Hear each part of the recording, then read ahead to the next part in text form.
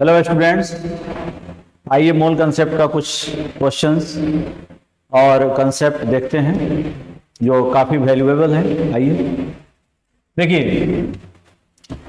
किसी एलिमेंट को अगर हम लोग सिंबलाइज करना चाहते हैं, यहाँ पर पढ़िए क्या है symbol of an element. Element को कैसे हम लोग रिप्रेजेंट करेंगे, तो जिस एलिमेंट को लिखना है, जैसे सोडियम लिखना है तो ये जो एक्स आपको दिखाई दे रहा है वहां पर आप Na लिखिएगा।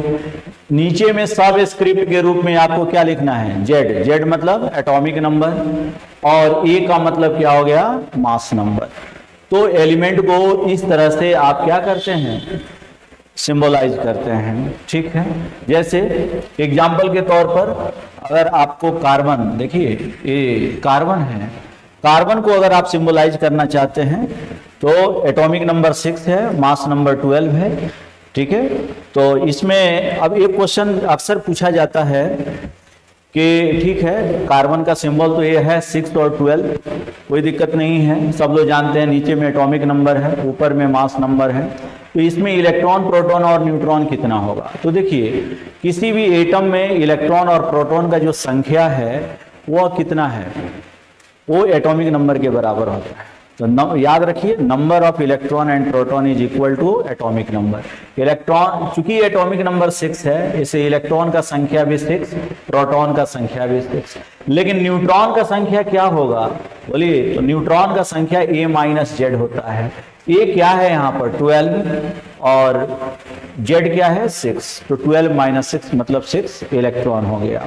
ठीक है, देखते हैं अगर कार्बन के C14 आइसोटोप को लिया जाए तो इसमें इलेक्ट्रॉन प्रोटॉन तो 6 होगा क्योंकि एटॉमिक नंबर क्या है 6 है, लेकिन न्यूट्रॉन कितना होगा 14 माइनस 6 इक्वल टू 8। तो देखिए C12 और C14 में क्या अंतर आया, दोनों का इलेक्ट्रॉन 6 है, दोनों में प्रोटॉन 6 है, लेकिन दोनों का न्यूट्रॉन अलग अलग है। तो आइसोटोप के केस में नंबर ऑफ इलेक्ट्रॉन्स सेम होते हैं, नंबर ऑफ प्रोटॉन भी सेम होते हैं, लेकिन नंबर ऑफ न्यूट्रॉन सेम नहीं होते। क्योंकि मास नंबर सेम नहीं होता है, इस वजह से नंबर ऑफ न्यूट्रॉन भी सेम नहीं होता है। तो ध्यान देना है। यहाँ पर एक और चीज है, अब जैसे ऑक्सीजन है, नॉर्मली ऑक्सीजन को हम लोग क्या बोलते हैं, और वो ऑक्सीजन 8 और 16 है, एटॉमिक नंबर 8 है, मास नंबर 16 है, तो इलेक्ट्रॉन प्रोटॉन तो दोनों 8 होगा, न्यूट्रॉन भी 16 माइनस 8 8 ही होगा। ठीक है, लेकिन अगर वहीं ऑक्सीजन का 18 वाला आइसोटोप ले लीजिएगा तो इलेक्ट्रॉन प्रोटॉन तो 8 होगा, लेकिन न्यूट्रॉन क्या हो जाएगा 10 हो जाएगा, क्योंकि 18 माइनस 8 कितना हो जाएगा 10 हो जाएगा।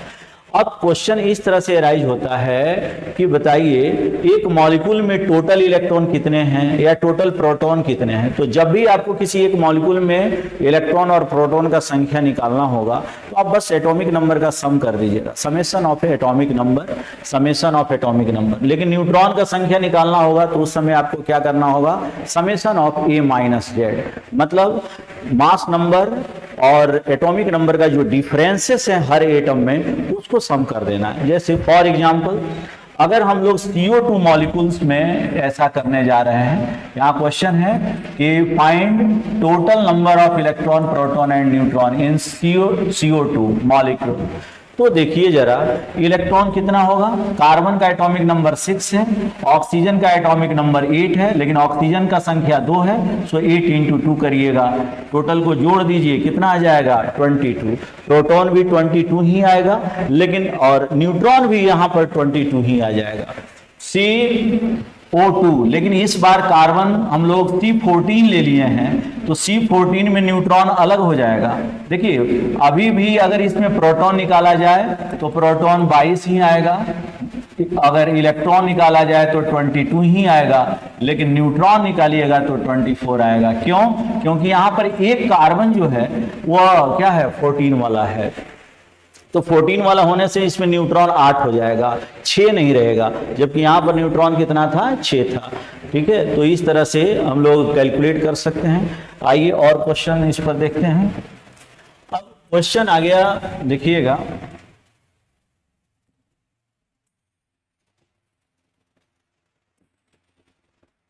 देखिए अब इस तरह से क्वेश्चन पूछ दिया जाए कि in one molecule of H2O, in one H2O molecule total electron कितने होंगे?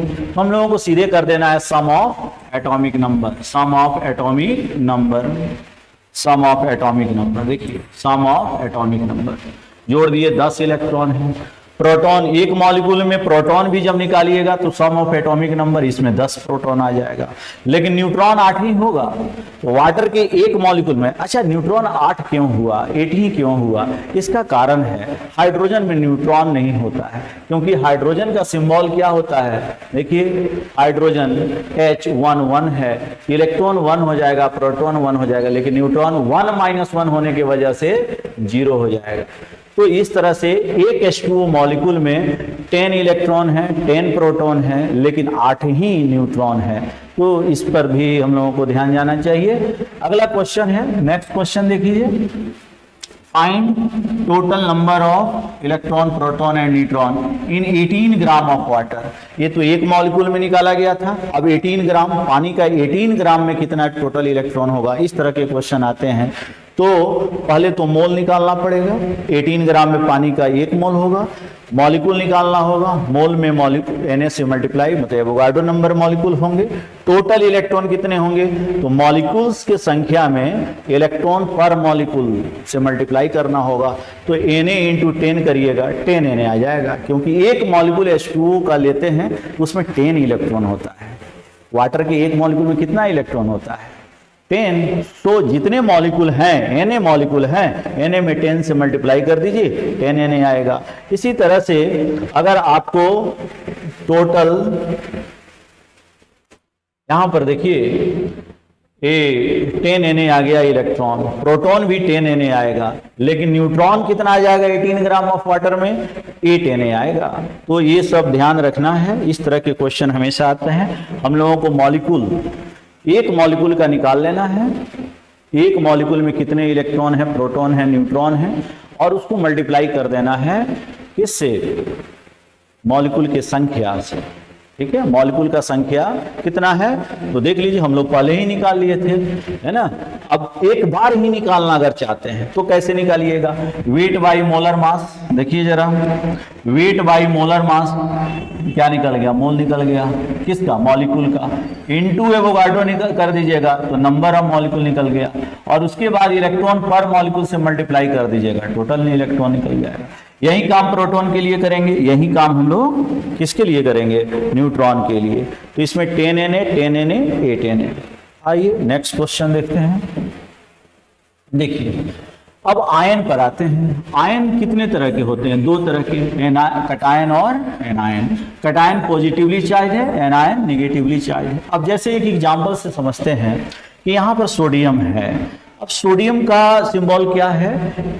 Na, atomic number 11, mass number 23, लेकिन इस पर +1 चार्ज भी है, ये +1 चार्ज है। तो कितने इलेक्ट्रॉन होंगे? +1 +2 +3। ये क्या बता रहा है? अगर +1 है तो आपको क्या पता चल रहा है? 1 इलेक्ट्रॉन का लॉस हो गया, 1 इलेक्ट्रॉन रिमूव हो गया ऑलरेडी। अब एटम में वो नहीं है। 2+ है मतलब 2 इलेक्ट्रॉन रिमूव हो गया, 3+ है मतलब 3 इलेक्ट्रॉन रिमूव हो गया। तो प्लस चार्ज ये बताता है जितना प्लस चार्ज है उतना इलेक्ट्रॉन ऑलरेडी रिमूव हो गया है, अब वो नहीं है। तो इस तरह से हम लोगों को इलेक्ट्रॉन जब निकालना होगा तो एटॉमिक नंबर कब, अगर ये सिर्फ सोडियम होता, प्लस उस पर नहीं होता तो 11 इलेक्ट्रॉन होते, लेकिन 1 प्लस आ गया है तो -1 करेंगे 10 इलेक्ट्रॉन आएगा। प्रोटॉन पर कोई प्रभाव नहीं पड़ेगा, अभी भी एटॉमिक नंबर के बराबर होगा। न्यूट्रॉन पर भी कोई प्रभाव नहीं होगा, 23 - 11 मतलब 12। तो इस तरह से एक सोडियम प्लस आयन में 10 इलेक्ट्रॉन, 11 प्रोटॉन और 12 न्यूट्रॉन होगा। अब जरा सा देखें, ऑक्सीजन पर 2+ दिया हुआ है तो इलेक्ट्रॉन का संख्या 2+ मतलब 2 इलेक्ट्रॉन रिमूव हो गया है। अगर ये प्लस चार्ज नहीं होता तो 8 होता, प्लस चार्ज 2+ आ गया है तो 2 इलेक्ट्रॉन रिमूव करेंगे, 6 ही होगा। प्रोटॉन और न्यूट्रॉन जो पहले थे एटम में वही होंगे, उसमें कोई परिवर्तन नहीं होगा। यहाँ पर एनायन देखते हैं। एनायन क्या है? Chloride ion. ये क्लोराइड आयन है। अब इसका एटॉमिक नंबर 17 है, मास नंबर 35 है, तो इलेक्ट्रॉन कितना होगा? 17 + 1। क्यों प्लस हमने किया? एक निगेटिव चार्ज आया है, 1 यूनिट निगेटिव चार्ज का मतलब है कि एक इलेक्ट्रॉन एक्सेस आ गया है। वो ऐड हो चुका है, तो उसको ऐड कर लिए तो देखिए 17 और एक एक्स्ट्रा आ गया मतलब 18 हो जाएगा, जबकि प्रोटॉन 17 ही रहेगा। न्यूट्रॉन जो जैसे निकालते हैं, इलेक्ट्रॉन निकालने या जोड़ने पर, रिमूव करने पर या ऐड करने पर प्रोटॉन और न्यूट्रॉन की संख्या पर कोई प्रभाव नहीं पड़ता। फिर से बोल देते हैं, अगर कहीं पर कटायन और एनायन है तो उसका प्रोटॉन और न्यूट्रॉन प्रभावित नहीं हुआ है, लेकिन इलेक्ट्रॉन का संख्या प्रभावित हो गया है। अगर पॉजिटिव चार्ज आया है, इसका मतलब है कि उतने सारे इलेक्ट्रॉन रिमूव हो गए हैं, लेकिन अगर नेगेटिव चार्ज है तो इसका मीनिंग ये लगाना होगा कि इतने एक्स्ट्रा इलेक्ट्रॉन आ गए हैं एटम के रेस्पेक्ट में। ओके, तो ऐसे है। अब जैसे देखिए क्वेश्चन है, कॉम्पिटिटिव एग्जामिनेशन में इस तरह के क्वेश्चन पूछे जाएंगे। क्या है क्वेश्चन कि find total number of electron in 42 milligram of azide ion, 42 milligram of azide ion. Azide ion N3 पर -1 होता है, तो इलेक्ट्रॉन इन 1 आयन निकालें। अब 3 नाइट्रोजन है, एक नाइट्रोजन में 7 है, तो 7 गुना 3 करेंगे, एक एक्स्ट्रा आ गया है तो 1 जोड़ देंगे, तो 22 इलेक्ट्रॉन होगा। लेकिन हम लोगों को एक आयन में नहीं पूछ रहा है, इस 42 मिलीग्राम में पूछ रहा है, तो टोटल इलेक्ट्रॉन वहीं फिर मॉलिक्यूल वाला फॉर्मूला लगाएंगे कि वेट बाई मोलर मास मोल निकल गया, ए गुना कर दिए तो आयन निकल गया, और एक आयन में जितने इलेक्ट्रॉन है उससे मल्टीप्लाई कर देंगे। तो देखिए 42 मिलीग्राम को ग्राम में कन्वर्ट कर दिए, divided by molar mass into Avogadro number 22 हो गया, मतलब इतना आ गया। टोटल इलेक्ट्रॉन कितने हो गए? 22 इंटू 10⁻³ एन का वैल्यू अगर ऑप्शन में दे करके पूछा है तो मल्टीप्लाई कर लीजिए, करेक्ट आंसर आ जाएगा। नेक्स्ट देखते हैं। अब यहां पर वैलेंस इलेक्ट्रॉन से भी क्वेश्चन पूछा जाता है कि वैलेंस इलेक्ट्रॉन क्या है। वैलेंस इलेक्ट्रॉन क्या होता है? Electron in valence shell. Valence shell किसको बोलते हैं? Outermost shell of atom और आयन। सो जितने इलेक्ट्रॉन आउटर मोस्ट सेल में हैं, वैलेंस सेल में हैं, उनकी संख्या को काउंट कर लीजिए और वही हो जाएगा क्या? Valence electron. अब जरा देखिए, ग्रुप वाइज भी हम लोग जान सकते हैं। अब जैसे फर्स्ट ग्रुप है, अब हाइड्रोजन का इलेक्ट्रॉनिक कन्फिग्रेशन लिखिएगा तो क्या होगा? 1 होगा, तो ये तो जो है सो आउटर मोस्ट ही है। लिथियम में 2 1, इसमें भी आउटर मोस्ट में 1। सोडियम में 2 8 1, 1 है आउटर मोस्ट में। 2 8 8 1, 1 है आउटर मोस्ट में। तो इन सबों में वैलेंस इलेक्ट्रॉन कितना हो जाएगा? 1। तो फर्स्ट ग्रुप के जितने भी एलिमेंट हैं उनमें वैलेंस इलेक्ट्रॉन 1 होगा, जबकि सेकेंड ग्रुप में ऐसा नहीं है। इसमें आउटर मोस्ट सेल में कितने इलेक्ट्रॉन होंगे? 2, इसलिए वैलेंस इलेक्ट्रॉन 2 हो जाएगा। तो ग्रुप नंबर जितना है उतना ही अभी तक एस ब्लॉक में ऐसा ही होता है। एस ब्लॉक के एलिमेंट में वैलेंस इलेक्ट्रॉन ग्रुप नंबर के बराबर ही होते हैं, लेकिन पी ब्लॉक में ऐसा नहीं होता है। पी ब्लॉक में वैलेंस इलेक्ट्रॉन ग्रुप नंबर -10 कर दिया जाता है। अब जैसे देखिए ये 13 है, तो 13th ग्रुप में 2 एलिमेंट हम लिए हैं, बोरॉन और एल्युमिनियम। इन तीनों में वैलेंस इलेक्ट्रॉन 3। कैसे आया 3? तो इनका ग्रुप नंबर 13 है और माइनस कर दिए 10। 10 क्यों माइनस करते हैं? क्योंकि पी ब्लॉक 10 जैसे शुरुआत में एक्सट्रीम लेफ्ट में पीरियोडिक टेबल में एस ब्लॉक होता है और उसके 2 ही ग्रुप होते हैं।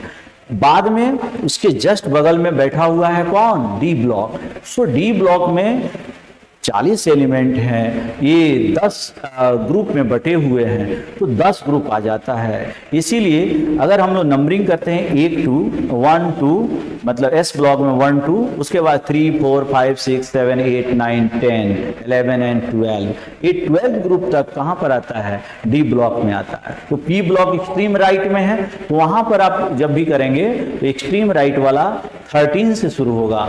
पी ब्लॉक में जब भी ग्रुप शुरू होगा तो 13 से शुरू होगा, 13 14 15 18 तक जाएगा। इस वजह से 10 माइनस हम लोग कर रहे हैं कि बीच में 10 ग्रुप आ गया डी ब्लॉक का, इसलिए वैलेंस इलेक्ट्रॉन ग्रुप नंबर -10 करिएगा तो पी ब्लॉक में वैलेंस इलेक्ट्रॉन निकालना आसान हो जाएगा। जैसे 13 ग्रुप में 3 आएगा, 14 ग्रुप में 4 आएगा, 15 ग्रुप में 5 आएगा, 16 ग्रुप अगर आप लेते हैं तो 6 आएगा, और 17 group chlorine chlorine bromine iodine में 7 वैलेंस इलेक्ट्रॉन आएगा। तो बड़ा आसानी से हम लोग वैलेंस इलेक्ट्रॉन निकालेंगे।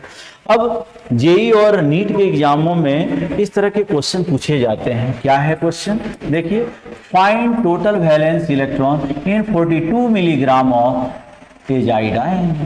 तो पहले तो एक नाइट्रोजन में देखेंगे, इसका एटॉमिक नंबर 7 है, मतलब इसमें 7 इलेक्ट्रॉन है। इसका इलेक्ट्रॉनिक कन्फिग्रेशन 2 और 5 होगा। आउटर मोस्ट शेल में 5 है, इसलिए वैलेंस इलेक्ट्रॉन 5 है। वैसे यह 15th ग्रुप का एलिमेंट है, इसलिए वैलेंस इलेक्ट्रॉन इसमें 5 ही होना चाहिए, ये ध्यान में रहे, ठीक है। अब इसमें 3 है, जैसे valence electron in 1 ion of azide, azide के 1 आयन में देखा जाए तो 3 नाइट्रोजन एटम है, तो 3 इंटू 5 कर देंगे और एक एक्स्ट्रा आ गया है उसको जोड़ देंगे, मतलब 16 इलेक्ट्रॉन हो जाएगा, ठीक है। मतलब एजाइड एक आयन में 16 इलेक्ट्रॉन वैलेंस इलेक्ट्रॉन रख रहा है। ये वैलेंस इलेक्ट्रॉन की बात हो रही है, तो टोटल वैलेंस इलेक्ट्रॉन कितना हो जाएगा, weight by molar mass into Avogadro number, और ये वैलेंस इलेक्ट्रॉन पर आयन, तो मल्टीप्लाई करिएगा, कितना आएगा, 16 into 10 to the power -3 Na आ जाएगा, ठीक है। अगला क्वेश्चन देखते हैं। नेक्स्ट क्वेश्चन भी इसी तरह का है, find total valence electron in 32 gram of peroxide ion.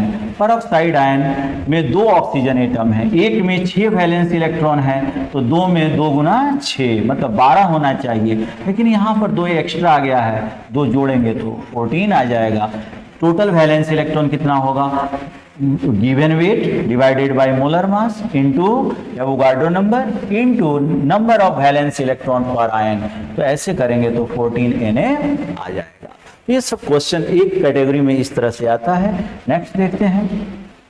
देखिए, अब हम लोग अभी तक जो कैलकुलेशन कर रहे थे सब वेट से कर रहे थे, लेकिन जरूरी तो नहीं है कि हमेशा वेट पर ही क्वेश्चन पूछेगा, है ना। गैसियस सब्सटेंस के लिए वॉल्यूम से भी क्वेश्चन आता है।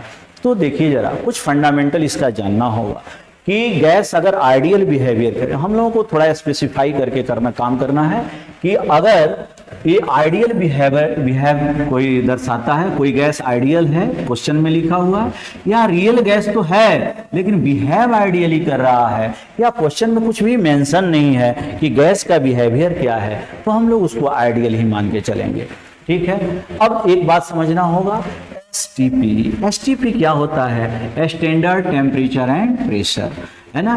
एट एसटीपी टेम्परेचर 273.15 केल्विन लिया जाता है, ये फिक्स है, और प्रेशर 1 एटमॉस्फेयर लिया जाएगा, वह भी फिक्स है।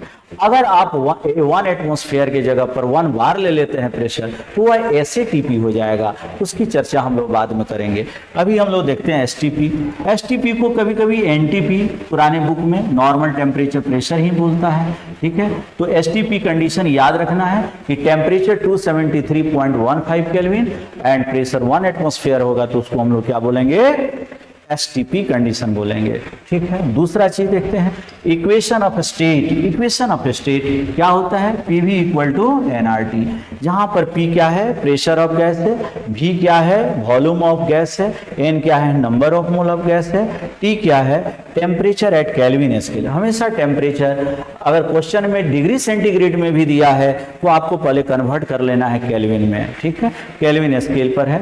और आर तो यूनिवर्सल गैस कांस्टेंट है, ये जो आर है या यूनिवर्सल गैस कांस्टेंट है, इसके कई वैल्यूज होते हैं, यूनिट पर डिपेंड करता है।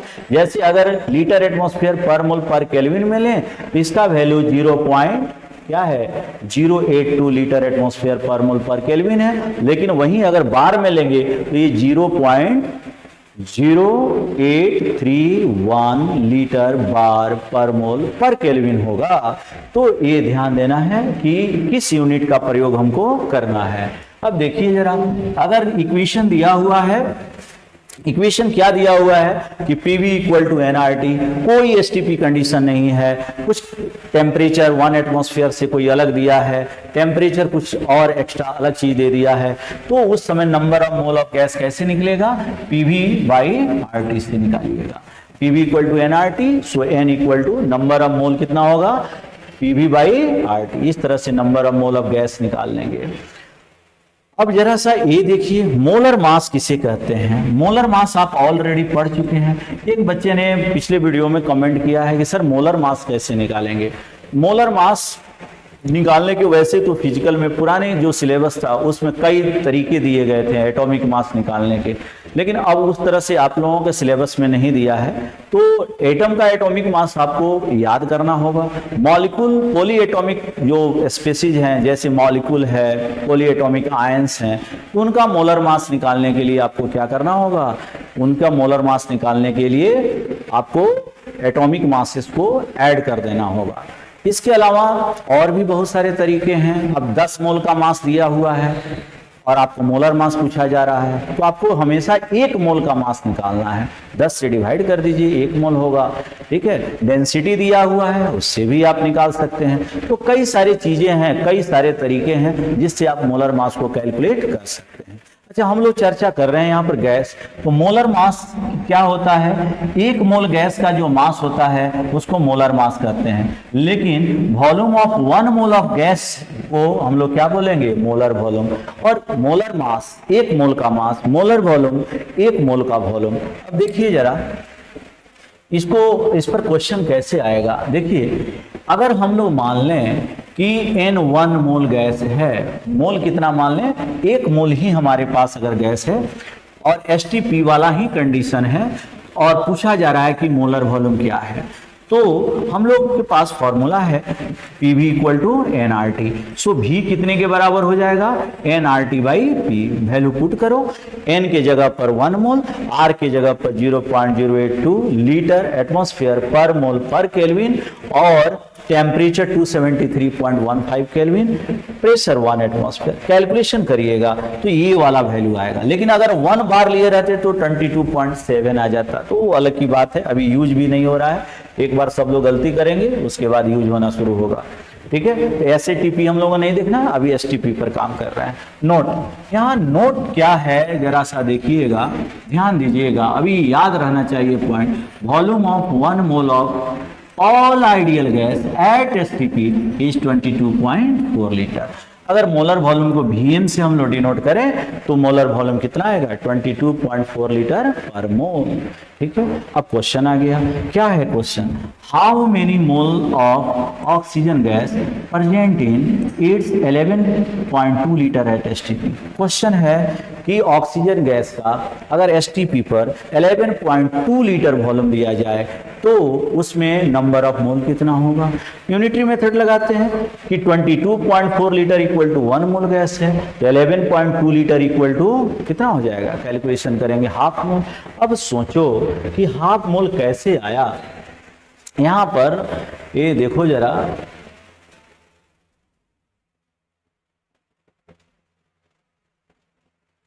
ये देखो, हाँ यहां पर थोड़ा ध्यान देना पड़ेगा कि 1 हाफ मोल कैसे आया है। हम लोग ऊपर में 11.2 लीटर लिखे हैं, डिवाइड किए हैं 22.4 लीटर पर मोल से, मतलब नंबर ऑफ मोल, अगर वॉल्यूम नंबर ऑफ मोल निकालना हो, volume of gas eight STP दिया हो, तो आपको मोलर वॉल्यूम, ये मोलर वॉल्यूम भी हमको यहाँ पर ध्यान दीजिए, ये मोलर वॉल्यूम है, MV हमने लिख दिया था, ये क्या है, मोलर वॉल्यूम, मोलर वॉल्यूम है। MV मतलब यहाँ पर क्या है, मोलर वॉल्यूम। और ये मोलर वॉल्यूम होता कितना है, 22.4 लीटर पर मोल। लेकिन ध्यान रहे ये कब सही होगा, जब वॉल्यूम ऑफ गैस STP पर दिया हो तब, ठीक है। अब थोड़ा सा इसको मूव करते हैं, देखते हैं इस पर कुछ क्वेश्चन। देखिए,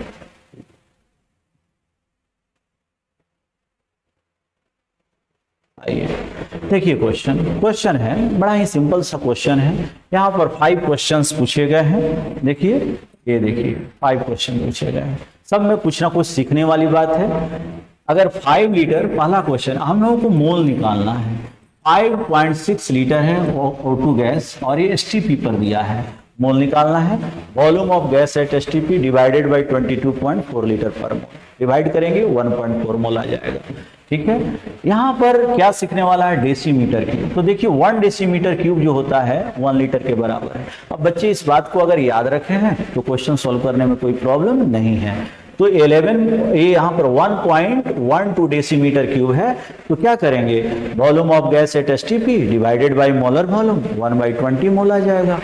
इसी तरह से यहाँ पर सीखने वाली बात है कि अगर सेंटीमीटर क्यूब में दिया जाए, क्यूबिक सेंटीमीटर या सीसी लिख दे, तो 1 सेंटीमीटर क्यूब जो होता है वह 1 ml के बराबर होता है।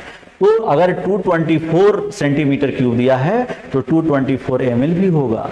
तो अगर वॉल्यूम ml में है, सीसी में है, सेंटीमीटर क्यूब में है, तो हम लोग 22.4 लीटर को भी ml में कन्वर्ट कर लेंगे और ये कितना हो जाएगा 22,400 ml पर मोल। ऐसे इसको कैंसिल करेंगे 1.100 ml मोल आ जाएगा। अब यहाँ क्वेश्चन देखिए, यहाँ इन सारे क्वेश्चन में तो एसटीपी लिख दिया था, लेकिन यहाँ पर ये बात नहीं लिखा। यहाँ पर क्या लिखा कि 10 लीटर गैस है, 1 एटमॉस्फेयर प्रेशर है और टेम्परेचर 273.15 है। तो बच्चा को पहले इस तरह के क्वेश्चन में आइडेंटिफाई करना चाहिए कि क्या एसटीपी है। यस, यहाँ एसटीपी है, तो ये भी कोई अलग क्वेश्चन नहीं है। हाँ, ये दिखाया जा रहा है कि एसटीपी ना दे करके अगर 1 एटमॉस्फेयर दे दे और 273.15 दे दे तो आप एसटीपी वाला ही फॉर्मूला अप्लाई करिएगा और वही उसी से क्वेश्चन सोल्व हो जाएगा बड़ा आसानी से। तो यहाँ पर यही चीजें किया गया है, ये 22.4 लीटर पर मोल से डिवाइड कर दिया गया, आ गया। लेकिन सेकंड क्वेश्चन में ऐसी बात नहीं है। सेकंड क्वेश्चन में देखिए जरा, ये 1 एटमॉस्फेयर है और ये 20 डिग्री सेंटीग्रेड है। 1 एटमॉस्फेयर तो ठीक है, लेकिन 27 डिग्री सेंटीग्रेड जो है ये एसटीपी का कंडीशन नहीं है। मतलब इसको केल्विन में पहले बदलना पड़ेगा। कैसे बदलिएगा, 273.15 केल्विन। जनरली जब हम लोग कैलकुलेशन करते हैं टेम्परेचर का खास करके तो 0.15 छोड़ देते हैं। तो क्वेश्चन के मूड के अनुसार अगर मान लीजिए कि उसका एप्लीकेशन मांग रहा है दीजिए, लेकिन जनरली आप क्वेश्चन प्रैक्टिस करते वक्त आप 273 ही ले करके काम करिएगा। तो 27 डिग्री का मतलब क्या हो जाएगा, 27 डिग्री सेंटीग्रेड का मतलब 300 केल्विन होगा। तो अब आप डायरेक्ट वॉल्यूम ऑफ गैस और at STP divided by 22.4 litre नहीं कर सकते हैं। यहाँ पर आपको ये वाला फॉर्मूला लगाना पड़ेगा कि पीवी बाई आरटी। रखिएगा, यहाँ पर आपका क्वेश्चन आ गया 1 एटमॉस्फेयर, सब वही वैल्यू पुट करना है। अगर फॉर्मूला इसका आपको याद रहेगा, ये मालूम है कि इसका एप्लीकेशन कहाँ है, तब आपके लिए कैलकुलेशन कोई खास माने नहीं रखता है। ठीक है, नेक्स्ट देखते हैं। अब जरा देखिए एक और टाइप का, तो हम लोगों ने देखा कि वेट गिवन रहता है तब कैसे हम लोग सारा कैलकुलेशन करते हैं। फिर देखा कि वॉल्यूम ऑफ गैस दिया हुआ है तब कैसे कैलकुलेशन करते हैं। अभी एक तीसरा तरीका भी है कि क्वेश्चन में क्या दे देगा, नंबर ऑफ मॉलिक्यूल दे देगा, नंबर ऑफ पार्टिकल दे देगा। तो नंबर ऑफ मॉलिक्यूल या नंबर ऑफ पार्टिकल दिया हो तब आप कैसे क्वेश्चन को सोल्व करोगे। बड़ा ही आसान है, देखते हैं। नंबर ऑफ, देखिए जरा, नंबर ऑफ मॉलिक्यूल और पार्टिकल इज गिवन। अगर नंबर और मोल पूछा जा रहा हो तो इतना तो हम सब लोग जानते हैं कि 6.022 इंटू 10⁻23 मॉलिक्यूल जो होता है वह 1 मोल के बराबर होता है ना। तो 1 मोल के बराबर अगर वो है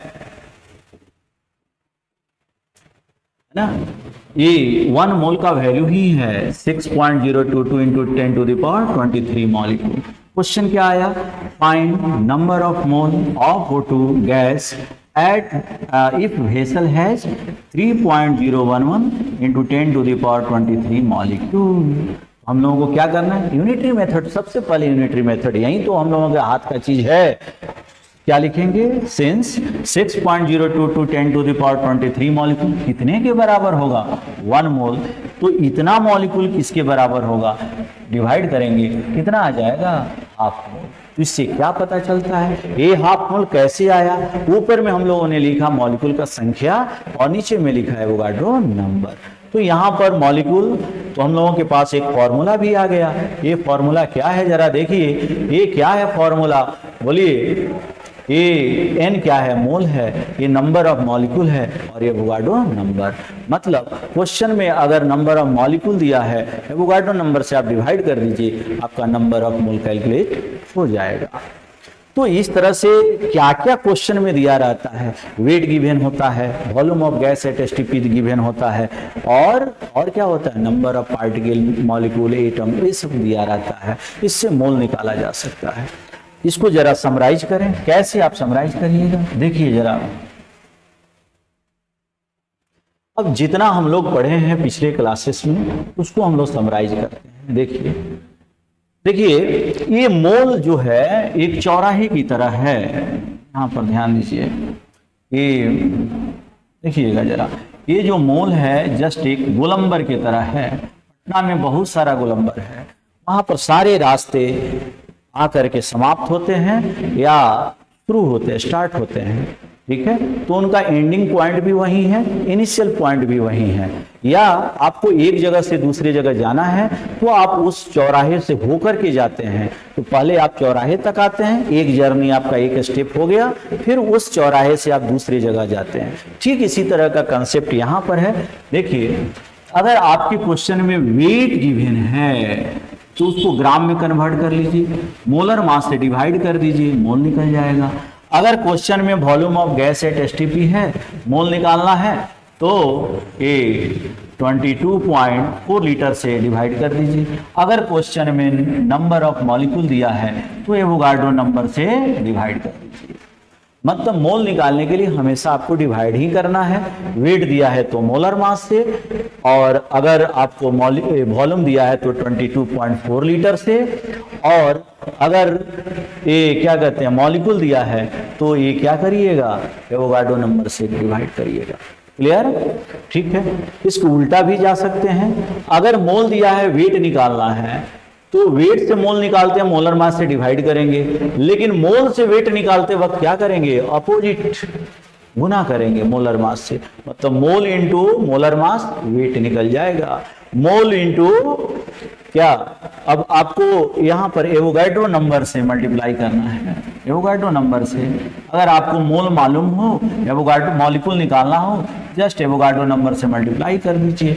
अगर आपको मोल मालूम हो, वॉल्यूम ऑफ गैस निकालना हो 22.4 लीटर से, तो मोल से मोल निकालने के लिए आपको इन सारी चीजों से डिवाइड करना होगा, जबकि मोल से कोई चीज निकालना है तो आपको मल्टीप्लाई करना होगा। ठीक है। अब इस पर मॉलिक्यूल के बाद एटम भी निकाल सकते हैं। कैसे, मॉलिक्यूल का संख्या निकाल करके एटम पर मॉलिक्यूल से मल्टीप्लाई कर दीजिए। टोटल इलेक्ट्रॉन निकाल सकते हैं, इलेक्ट्रॉन पर मॉलिक्यूल का संख्या निकल गया तो उस समय इलेक्ट्रॉन पर मॉलिक्यूल से टोटल इलेक्ट्रॉन निकाल लीजिए। ठीक है।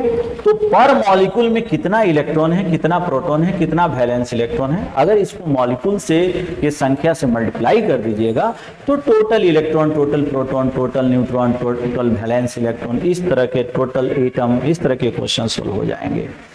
ठीक है। अब इसको जरा सा क्वेश्चन में देखिए, इस पर 10 तरह के क्वेश्चन तो फ्रीक्वेंटली आस्किंग हैं। जैसे देखिए मोल, मोल क्या है, मोल देखिए, मोल क्या है, weight by molar mass. Mole क्या है, volume of gas at STP by 22.4 litre. Mole क्या है, पीवी बाई आरटी, अगर एसटीपी की अलग कोई कंडीशन है। मोल क्या है, मॉलिक्यूल का संख्या डिवाइडेड बाई एवोगाड्रो नंबर। अगर क्वेश्चन में वेट दिया है, अगर क्वेश्चन में वेट दिया है, मॉलिक्यूल निकालना है, तो कैसे निकालिएगा, वेट बाई मोलर मास, मोल निकला, मल्टीप्लाई करें एवोगाड्रो नंबर से, मॉलिक्यूल निकल गया। मॉलिक्यूल निकालने के लिए देखिए, अगर क्वेश्चन में क्या दिया है, वॉल्यूम ऑफ गैस दिया, ये दे दिया, और आपको निकालना है क्या, मॉलिक्यूल, तो पहले आपको मोल निकालना होगा, फिर मॉलिक्यूल पर तक जाइएगा।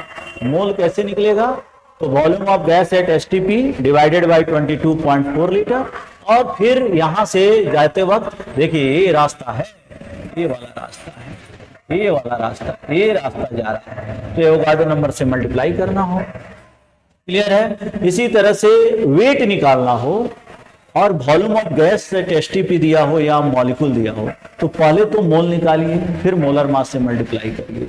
ठीक है। वॉल्यूम ऑफ गैस निकालना हो, क्वेश्चन में वेट दिया हो, मॉलिक्यूल दिया हो, तो पहले तो मोल निकालिए और फिर 22.4 लीटर से मल्टीप्लाई करें। तो ये 10 तरह के क्वेश्चन हैं, और अगर ये आपको ये रोड मैप याद हो गया, अगर ये रोड मैप याद हो गया, ये वाला रोड मैप याद हो गया, तो आप ये हर तरह के क्वेश्चन को सॉल्व कर सकते हैं। इसलिए इसको जरूर याद कर लीजिएगा। ठीक है। तो मोल कंसेप्ट का जो बेसिक चीज है, एक पार्ट आज इस वीडियो में समाप्त होता है। फिर अगले वीडियो में हम लोग मोल कंसेप्ट के दूसरे पॉइंट ऑफ व्यू को डिस्कस करेंगे। Thank you. अगर आपको मेरे वीडियो पसंद आ रहे हैं, आप इससे सीख रहे हैं, चैनल को सब्सक्राइब कर लीजिए और लाइक भी करिए, जिससे एक उत्साह मिलेगा, हम भी उत्साहित होकर के आप लोगों के लिए वीडियो बनाएंगे। ठीक है, आप लोगों का लाइक और सब्सक्राइब जो है हमारे लिए एक टॉनिक का काम करेगा। Thank you very much.